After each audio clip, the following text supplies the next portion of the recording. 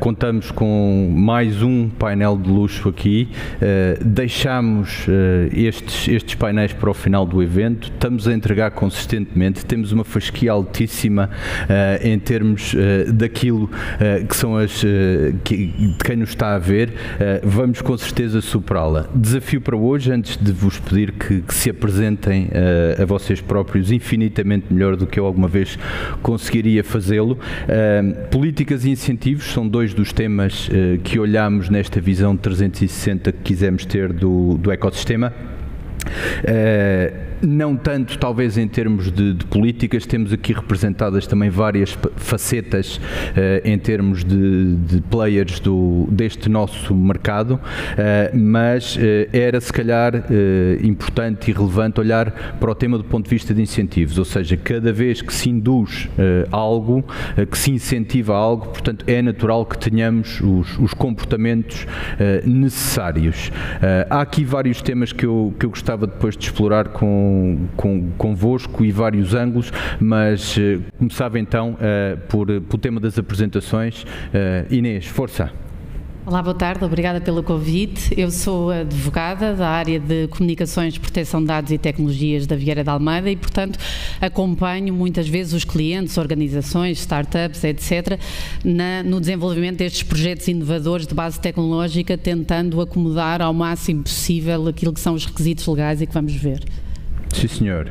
Carlos. Olá, obrigado pelo convite. Sou assessor do Conselho de Administração da Empresa Nacional Casa da Moeda e tenho acompanhado desde alguns anos a implementação da nossa política de Open Innovation e, em particular, aquilo que tem que ver com a ligação ao ecossistema de startups e como é que elas nos podem ajudar e têm ajudado a inovar. Quero depois explorar um bocadinho alguns dos temas de fintech que acho que vocês têm feito um trabalho interessantíssimo do ponto de vista de incentivos. Nuno, força, por favor. Olá, muito obrigado pelo convite. O meu nome é Nuno Paulino, sou um diretor executivo da Outscope. A Outscope é uma empresa de serviços, uma startup portuguesa com cerca de 2 anos e meio e que foi adquirida a semana passada pelo Grupo Claranet, capital estrangeiro. Por isso acho que poderei partilhar aqui um pouco o que é viver estes últimos 2, 3 anos num verdadeiro contexto de startup, depois de muitos anos no mundo mais corporativo.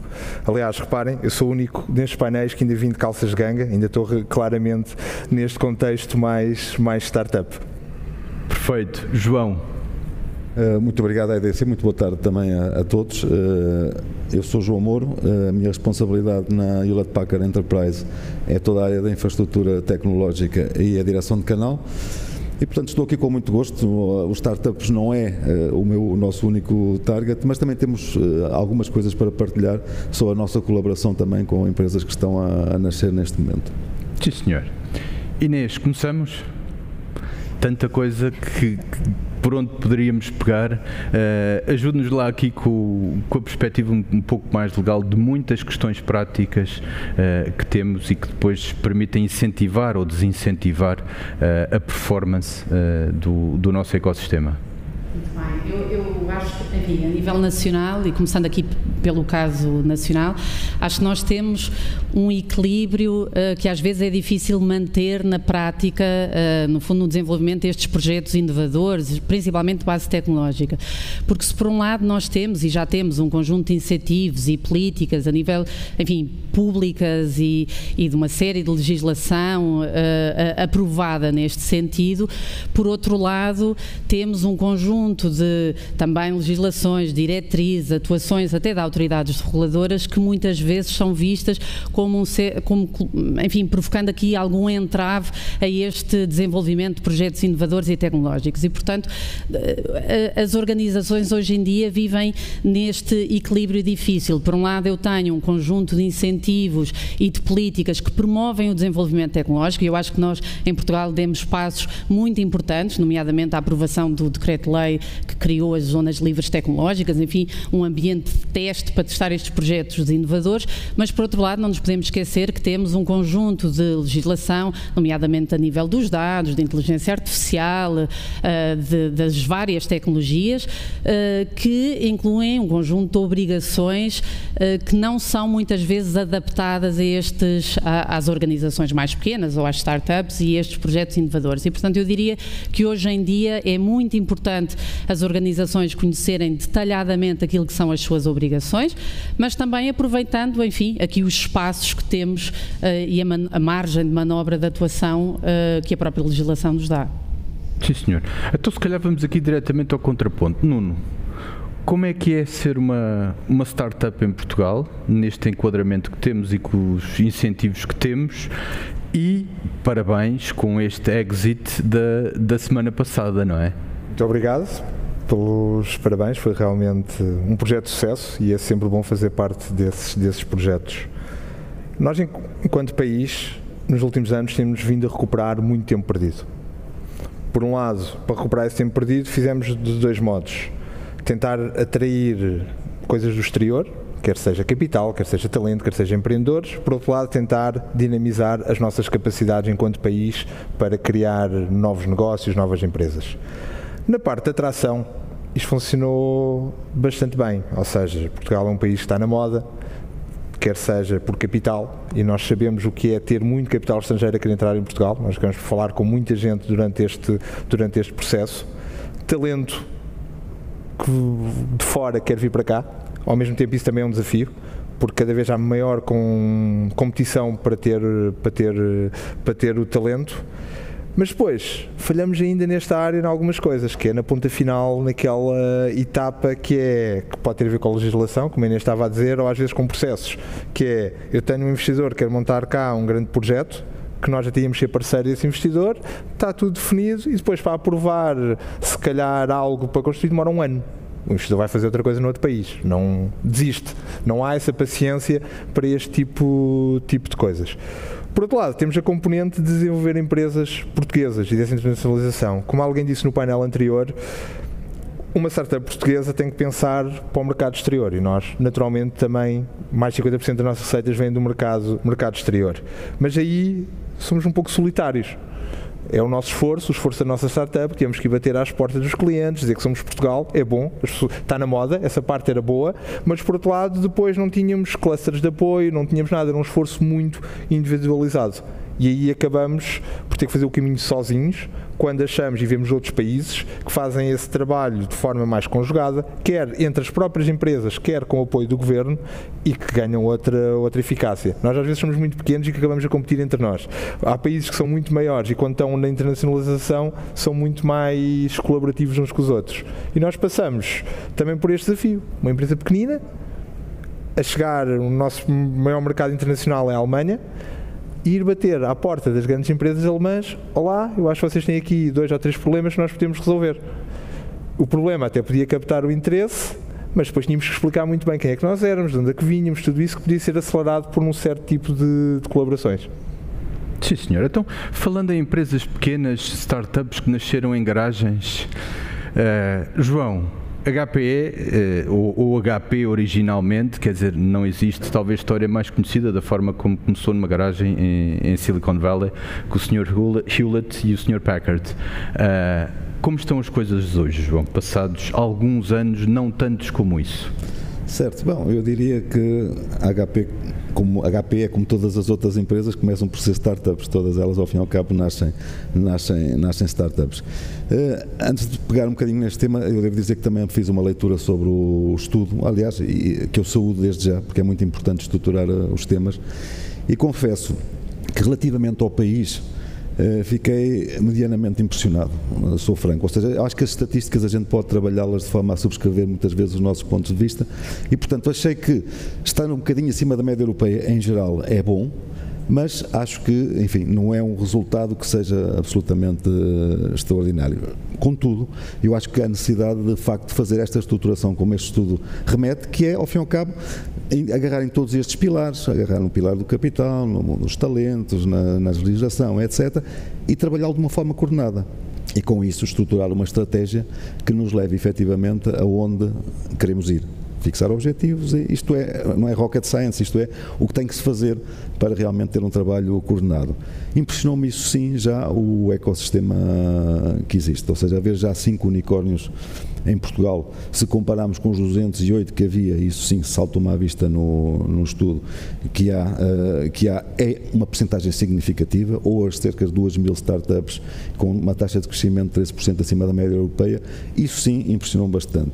O que de certa forma subscreve um bocadinho que é a minha sensação, muitas vezes o país, o governo não está tão estruturado, ou seja, não consegue acompanhar o dinamismo das nossas pessoas e portanto eu aqui saúdo duas coisas, saúdo o nosso ecossistema empresarial, porque acho que é de facto muito dinâmico, e saúdo iniciativas deste tipo que acho que, como tudo na vida, se soubermos plantar, se soubermos ter um caminho estratégico, assim conseguiremos de facto desenvolver, porque acho que o potencial é absolutamente fantástico. Portugal tem um potencial fantástico de se desenvolver dentro desta área. E não esqueçamos que as startups de hoje são as grandes empresas da amanhã, portanto estamos a trabalhar e a semear para colher. Sim, senhor. Carlos, o vosso exemplo é um exemplo também de antologia, não é? A forma como a própria Imprensa Nacional Casa da Moeda se tem posicionado em termos do ecossistema e o que tem feito e o que tem puxado pelo próprio ecossistema é algo de fantástico. Vamos ouvir um bocadinho sobre isso? Sim. Tudo isto nasce da necessidade imperiosa de transformarmos o nosso negócio, não é? Somos uma empresa com forte tradição industrial, ligada a setores que à partida poderiam ser pouco interessantes deste ponto de vista, mas que são ligados a uma coisa muito importante que tem a ver com a segurança, com a identidade das coisas, das pessoas, e portanto isso é um setor onde claramente havia espaço para poder inovar, mas chegámos rapidamente à conclusão que não o podíamos fazer internamente, porque para já não existe até no mercado e nós não conseguimos ter essa capacidade financeira para adquirir os melhores recursos, e depois também porque de facto não fazia sentido a inovação partir de dentro, e portanto aquilo que temos procurado é de facto encontrar dentro da nossa rede de parceiros, das universidades, dos institutos de investigação aplicada, das startups com quem nos vamos relacionando, seja diretamente, seja através de investimentos e participações, por exemplo, em fundos de venture capital, chegar e conseguir criar esse ecossistema que nos apoia, que nos desafia e que nos leva de facto a inovar e a conseguir transformar um negócio que muitos diziam há alguns anos atrás que estava condenado e que neste momento de facto estamos a conseguir evoluir no sentido correto, que é conseguir um equilíbrio entre a parte industrial, a parte digital, e portanto tudo isso tem estado a correr bem. E fazemos isto também com ligação, por exemplo, há bocado falava da questão das fintechs, não só as venture capitals, mas por exemplo apoiando por exemplo a fintech house para conseguir maior proximidade com o ecossistema de fintechs, e tudo isso numa lógica depois também com muito esforço interno, porque depois as equipas acabam por também não conseguimos esticá-las, não é? E estão muito focadas naquilo que é a nossa missão core de entrega de produto e de soluções ao governo português, a governos estrangeiros para os quais temos conseguido exportar, e portanto é sempre uma dialética difícil, mas que é muito importante este desafio que nos é lançado sempre e que nos tem levado de facto a conseguir evoluir. E a vossa perspectiva também um bocadinho no papel de regulador e de puxar por esta parte do mercado enquanto player institucional? Acho que temos liderado um pouco também pelo exemplo, claramente aí acho que há um papel, nós enquanto empresa pública acho que temos esse papel e temos cumprido, obviamente também em conjunto com outros parceiros do mesmo ecossistema, como o Portugal Ventures, por exemplo, que também, na qual participamos. E portanto, essa liderança pelo exemplo parece-me que é fundamental. Aqui tivemos também no estudo, eram referidas, e até nos painéis anteriores tiveram outras empresas que têm ações de corporate venture, nas quais a NCM não faz propriamente isso, mas tem um modelo híbrido, próximo disso, e portanto o nosso prémio de inovação, a forma como nós fazemos sempre push junto das faculdades e das startups para nos apresentarem desafios face àquilo e soluções face aos desafios que nós nos lançamos. A nossa tentativa sempre de, quando vamos para projetos no exterior, para conseguir levar essas empresas, conseguir levar as universidades connosco, para também nos apresentarmos com soluções de maior valor, não é? Porque são mercados muito competitivos, onde normalmente a inovação de facto uma inovação que se sente e que é capaz de ser demonstrada na prática é muito importante para nos diferenciar de outros, e acho que isso tem sido fundamental nos sucessos que temos tido. Sim, senhor. Muito bem. Se calhar voltávamos aqui à Inês. Inês, há um tema que acaba por ser também um pouco omnipresente em todas estas conversas, o RGPD, o famoso RGPD, e as voltas que é preciso dar com o RGPD, e como o RGPD é um obstáculo enorme à inovação. É tanto assim ou nem por isso? Não é. Não é. As boas notícias é que o RGPD não é um obstáculo por si só à inovação. Enfim, obviamente que o RGPD, sendo um instrumento pesado do ponto de vista de obrigações para as organizações, coloca muitos desafios na prática, é inegável, e portanto as organizações tiveram todas elas, enfim, até com estruturas maiores ou mais pequenas, que se adaptar e adaptar todos os seus processos, os serviços, produtos, etc., no fundo para ajustar aquilo que são as regras do RGPD. Nós não nos podemos esquecer que o consumidor, o público em geral, é muito mais exigente, não é? E portanto tudo o que seja passagem para o digital, em que há aqui uma confiança, muitas vezes até quase cega nas organizações, tem um preço, e portanto as organizações também têm que demonstrar, enfim, que adotaram um conjunto de medidas para salvaguardar a proteção da privacidade, dos dados, da informação em geral. Mas, de facto, o RGPD, ainda que estabeleça esse conjunto de obrigações muito pesada, tem, enfim, um princípio base que está muito presente, aliás, agora na legislação e na futura legislação que vai sendo aprovada, enfim, que regule mais ou menos as tecnologias. Eu disse regule mais ou menos porque é muito difícil regular as tecnologias, obviamente, que é, no fundo, tem por base uma avaliação de risco, e, portanto, as organizações devem avaliar o projeto, o serviço, o produto e, no fundo, identificar aquilo que é o seu perfil de risco e adotar um conjunto de medidas que mitiguem esse risco. Obviamente que há organizações que são completamente avessas ao risco e que, entre correr o risco, se calhar, de explorar ali uma zona cinzenta do RGPD ou de outro diploma, preferem não o fazer e, portanto, adotar uma postura 100% compliant ou muito segura. Outras têm um perfil de risco um bocadinho diferente e adotam um conjunto de medidas que vão endereçar os riscos. E, portanto, é essencial esta cultura do risk-based approach e do compliance by design. Eu desenhar tudo o que é o meu projeto, o meu serviço, o meu produto, tendo em consideração já aquelas que são as obrigações legais, essa é a chave. Porque depois é muito mais difícil, quando tenho um produto já completamente definido, ou um serviço, fazer os ajustes, não é? Ir atrás e refazer. E, portanto, esta lógica do compliance by design, privacy by design, é absolutamente fundamental para o sucesso de qualquer projeto. Nuno, é mesmo assim? Diria que sim. O RGPD não, por si, para nós até representou uma oportunidade de negócio de prestar serviços a algumas empresas. Não foi, perdoem a expressão mais popular, um bicho-papão que assustou muita gente e que depois business as usual. O grande desafio foi momentâneo que surgiu, porque houve um momento que realmente, voltando ao tema do talento, não havia talento suficiente para ajudar as organizações a adaptarem-se nas várias vertentes. Depois disso passar, isto entrou em algo muito, muito normal.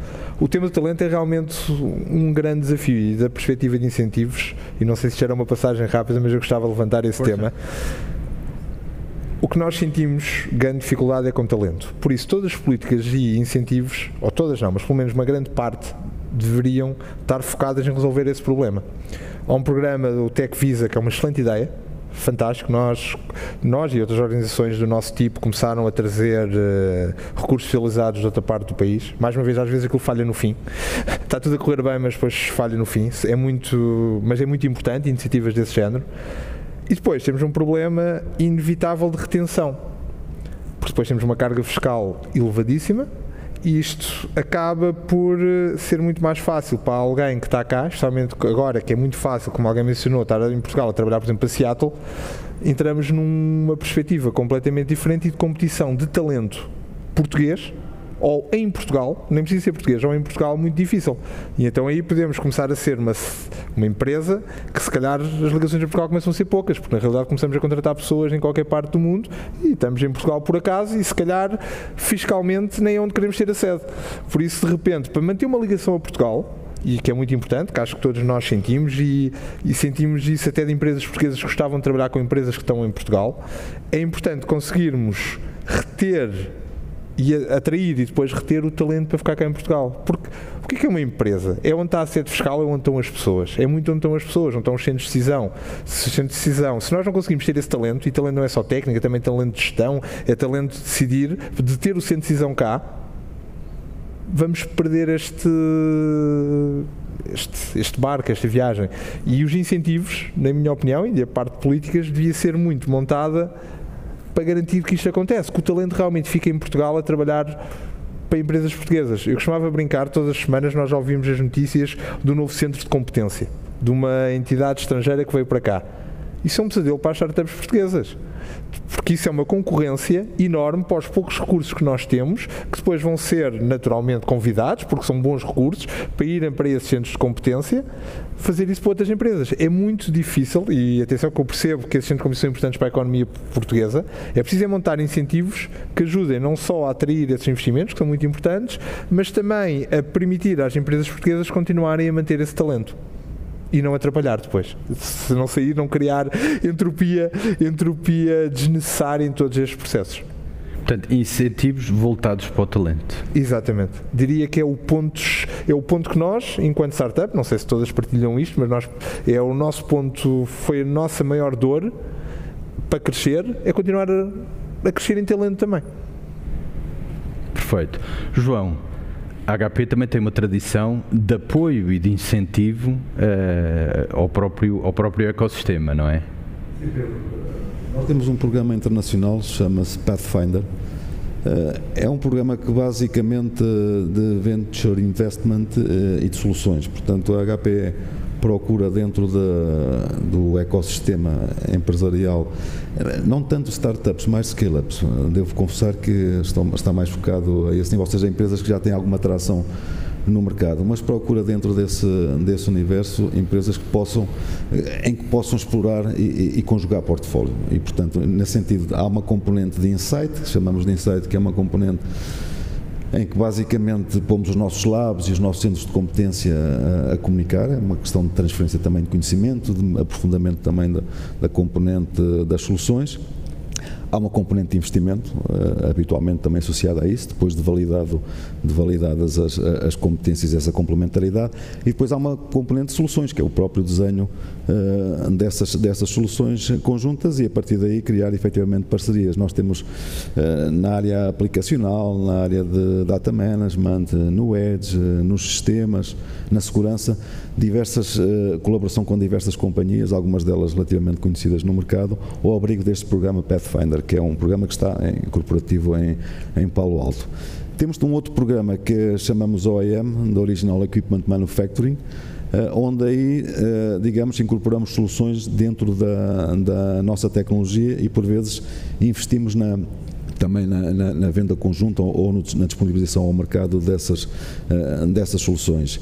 E temos a ABB, por exemplo, só para citar uma, porque esta é uma organização bastante conhecida na área da automação industrial, há uma parceria muito forte. Nós montamos esta solução e ajudamos depois também, digamos,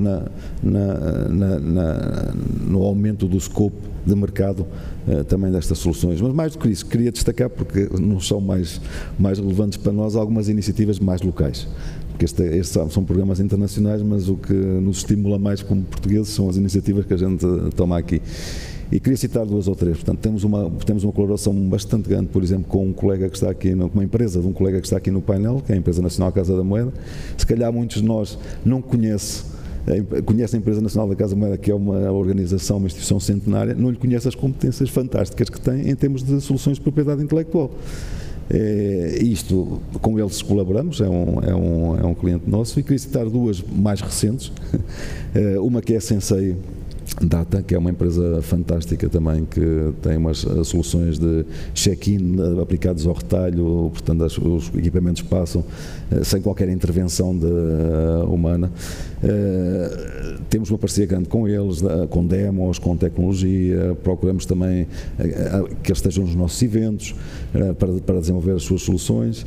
Temos uma outra muito interessante também com a Define Crowd. A Define Crowd é um unicórnio, quer dizer, não há, hoje em dia não há quem não a conheça, em particular depois do próprio reconhecimento internacional na área da inteligência artificial, que foi feita pela administração Biden e, portanto, com a sua CEO como conselheira, portanto, com eles também temos uma parceria tecnológica e, portanto, diria, obviamente a HPE vende para todas as organizações, vende tecnologia e vende soluções e fornece soluções.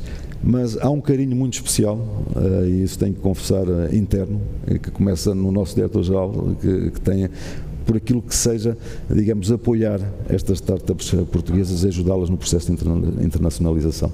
Portanto, contem connosco, enfim, sempre que pudermos, iremos apoiar, na medida das nossas necessidades, este ecossistema de startups e de scale-ups em Portugal. Sim, senhor.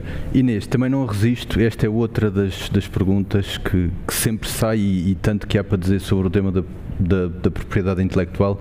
O João tocou-lhe, e é algo que também acaba por ter que estar no radar muito próximo quando se cria algo de novo. Sim, é fundamental e muitas vezes, enfim, é um dos aspectos que é esquecido, pelo menos no momento inicial, principalmente quando há, enfim, esta lógica de colaboração e que acontece muitas vezes no desenvolvimento de novas tecnologias e, enfim, e que é de salutar a colaboração, mas é muito importante regular logo desde o momento zero aquilo que são os direitos das partes, as responsabilidades e detalhar isso, enfim, o ideal contratualmente, ficar tudo regulado para, enfim, evitar chatices no futuro, não é? Portanto, eu digo sempre, eu enquanto advogada, o melhor contrato é aquele que não sai da gaveta, que é aquele que não precisamos de utilizar, mas se precisarmos de utilizar, que esteja tudo bem regulado e acordado entre as partes. Portanto, claramente este tema da propriedade intelectual deve estar acordado. É fácil? Não. Não é fácil, enfim, não é fácil porque temos aqui sempre diferentes, ou podemos ter interesses que não estão completamente alinhados entre as várias partes e, portanto, perceber aquilo que são as possibilidades de exploração, de utilização futura, enfim, os diferentes limites da própria utilização e daquela solução é muito importante. Antecipar, a palavra é antecipar, perceber o que é que queremos fazer e regular o melhor possível. Sim, senhor. Carlos, é verdade, a propriedade intelectual, eu por acaso também conheci esta faceta da atividade centenária da Imprensa Nacional Casa da Moeda e de muito que tem no seu portfólio de propriedade intelectual. Vocês de alguma forma também têm conseguido gerir isto bem, correto? Temos conseguido gerir, penso eu que bem, ou seja, ainda não tivemos problemas, isso é um facto, ainda não foi preciso tirar os contratos da gaveta, mas tem sido uma preocupação para a qual vamos tendo cada vez mais atenção, não é? Porque temos conseguido levar tecnologias de facto ao ponto de elas serem produtizadas e industrializadas e, portanto, em alguns casos depois temos que rever então aquilo que pensámos inicialmente, porque quando fazemos contratos com as universidades desde o início que está redigido o tema da copropriedade intelectual e depois também para além disso temos que gerir também os temas do licenciamento exclusivo, da utilização exclusiva daquelas tecnologias para o nosso negócio, sendo que depois obviamente também não podemos limitar aquilo que é a capacidade depois das universidades, até das próprias startups que possam fazer co-desenvolvimento connosco, em pegar naquela tecnologia e levá-la mais além. Ok? Portanto, esse é um ponto fundamental, nós não queremos fazer isso, temos um conjunto de missão para cumprir e queremos que as startups e as universidades nos ajudem a fazê-la, não queremos estar a limitar o desenvolvimento tecnológico das empresas e, portanto, isso é algo que tem que ficar sempre e tem ficado. E até o momento tem corrido bem, mas esperemos que assim continue. Não resisto, Nuno, antes de passarmos aqui ao round final de o que é que temos que fazer já em modo telegráfico, valeu a pena? Sem dúvida. O processo startup, e eu já tinha tido uma experiência quase há 15 anos numa coisa muito mais pequena, depois estive no mundo corporativo em grandes multinacionais e valeu a pena. Nem sempre vai valer a pena nem sempre é um caso de sucesso. Nós sabemos, isto é um jogo de números, estatisticamente, a maior parte das startups não vai ser um sucesso, a nossa foi, circunstâncias, trabalho, muitos fatores contribuíram para esse sucesso e por isso valeu muito a pena. Mas eu diria que mesmo que isto não fosse um grande sucesso, teria valido a pena, porque o processo de aprendizagem ao longo destes quase 3 anos, isto foi muito rápido porque também o mercado está num momento muito especial, senão isto seria um projeto mais lento, valeu claramente a pena e é algo que eu posso falar em meu nome, mas em nome, diria, de quase toda a empresa, que mesmo com muito sofrimento, com muitas noites, com alturas em que as coisas, espera lá, isto não está a correr bem, às vezes dificuldades até a gerir o tema da propriedade intelectual, queremos colaborar muito com uma empresa, mas a empresa está-nos a pôr tantas regras, o que é que fazemos, mas isto é um grande potencial parceiro cliente, como é que fazemos? Aliás, gostei do que o Carlos disse, que é ter alguma abertura sobre isso, é muito importante. Idealmente assinamos vários contratos que tínhamos que assinar para fazer as coisas avançar.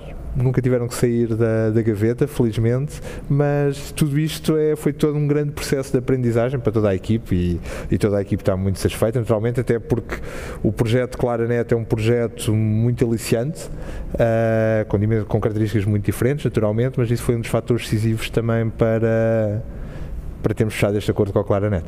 Sim, senhor. João, o que é que precisamos de fazer agora?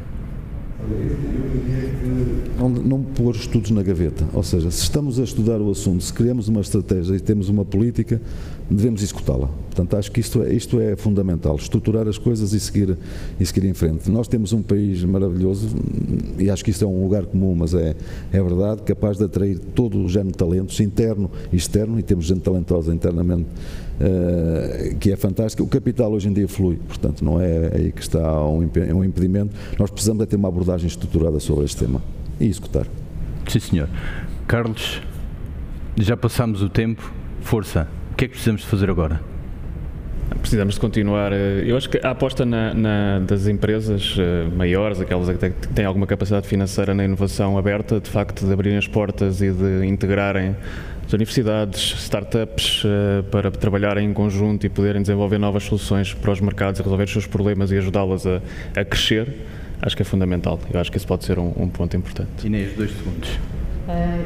Enfim, explorar aquilo que são os ambientes seguros do ponto de vista regulatório, as chamadas sandboxes regulatórias, testar as soluções do ponto de vista jurídico e envolver o departamento jurídico desde o momento zero para não ter dissabores no futuro. Excelente conselho. Fechamos. Prometemos e penso que entregamos. Vejam a continuação e a divulgação do estudo que faremos no início da Web Summit. Muito obrigado, vocês foram fantásticos. Uma salva de palmas para vocês.